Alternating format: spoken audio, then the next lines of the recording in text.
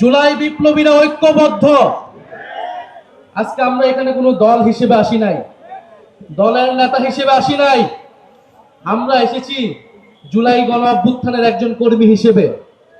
আমরা মনে করি বাংলাদেশ আজ আক্রান্ত হয়েছে। শরীফ ওসমান হাদির গায়ে গুলি লাগার মাধ্যমে জুলাই বিপ্লব এবং বাংলাদেশ আক্রান্ত হয়েছে। বাংলাদেশ যতবার আক্রান্ত হয় ততবার তরুণরা নেমে আসে। আজকেও আমরা শহীদ মিনারে একত্রিত হয়েছি সেই গণ অভ্যুত্থানের ঐক্যের প্রতীক হিসেবে। সংগ্রামী বন্ধুগণ, স্বরাষ্ট্র উপদেষ্টার পদত্যাগের দাবি উঠেছে। আমরা মনে করি নৈতিকভাবে উনি আর এই দায়িত্বে থাকতে পারেন না। 5ই আগস্টের পরবর্তীতে আমরা দেখেছি বাংলাদেশের আইন শৃঙ্খলা ফেরত আসে নাই। বাংলাদেশে জুলাই গণ অভ্যুত্থানের অংশগ্রহণকারীদের টার্গেট করা হয়েছে, শহীদ পরিবারদের টার্গেট করা হয়েছে, মামলা বাণিজ্য করা হয়েছে, বিচার ঠিক মতো করা হয় নাই। তারপরেও আইন উপদেষ্টা, স্বরাষ্ট্র উপদেষ্টা তাদের পদে বহালভাবে থেকেছেন। পদ্মা সেতু, মেট্রো রেল এবং এলিভেটেড এক্সপ্রেসওয়ে নির্মাণের গর্বিত অংশীদার বসুন্ধরা সিমেন্ট। আমরা বারবার আপনাদেরকে সাবধান করেছি, কিন্তু আজকে আমার ভাইকে গুলি খেয়ে জীবনের ঝুঁকি নিয়ে আজকে তাকে বাংলাদেশ ছাড়তে হচ্ছে। আমরা স্পষ্টভাবে বলতে চাই, বাংলাদেশের আইন শৃঙ্খলা নিরাপত্তার প্রশ্নটা গত 16 বছর আমরা দেখেছি গোয়েন্দা সংস্থা গত 16 বছরে সকল বিরোধী দল মতকে দমন করতে ব্যবহার করা হয়েছিল। এত অভিজ্ঞ আমাদের গোয়েন্দা সংস্থা, তারা গুম খুন সবকিছু দক্ষতার সাথে করতে পেরেছিল, কিন্তু 5ই আগস্টের পরে তাদের দক্ষতা কোথায় যেন চলে গিয়েছে। তারা এখন আর কাউকে গ্রেফতার করতে পারে না। তারা খুনিকে বাংলাদেশের বর্ডার থেকে পার হতে দিতে পারে। তারা 72 ঘন্টা পার হলেও কোন খুনিকে গ্রেফতার করতে সক্ষম হয় না। ফলে শুধু স্বরাষ্ট্র উপদেষ্টা নয়, কোথা থেকে এই ধরনের খেলা চলছে সেই ডিপ স্টেট নিয়ে আপনাদেরকে কথা বলতে হবে, সেই গোয়েন্দা সংস্থা নিয়ে আপনাদেরকে কথা বলতে হবে। প্রিয় বন্ধুগণ, আগামীকাল বিজয় দিবস, 16ই ডিসেম্বর।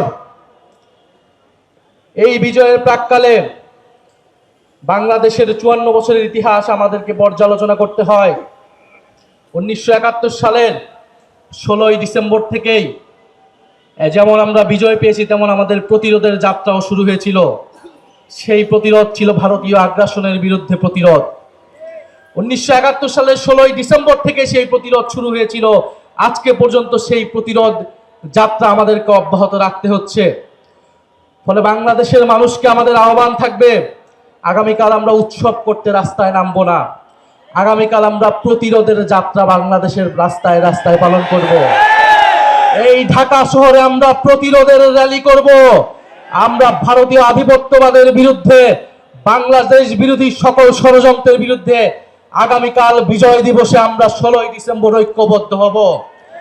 প্রিয় সংগ্রামী বন্ধুগণ, ভারত যদি মনে করে বাংলাদেশকে 5ই আগস্টের পরেও আগের মতোই তারা রাজনৈতিকভাবে হস্তক্ষেপ করবে, নির্বাচনে কারসাজি করবে, ভারতের সেই ভাবনা ভুল।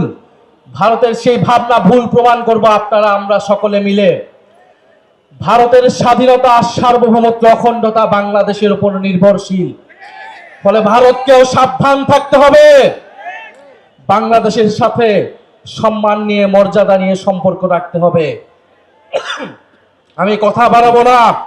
আজকে আমরা ঐক্যবদ্ধ হয়েছি শরীফ ওসমান হাদি ভাইয়ের যে গুলির বিচারের দাবিতে, এবং তার উপরে হামলা কোনো বিচ্ছিন্ন ঘটনা নয়। যে ইলেকশন কমিশন এই কথা বলে, সেই ইলেকশন কমিশনার দায়িত্বে থাকার কোন নৈতিক অধিকার থাকে না।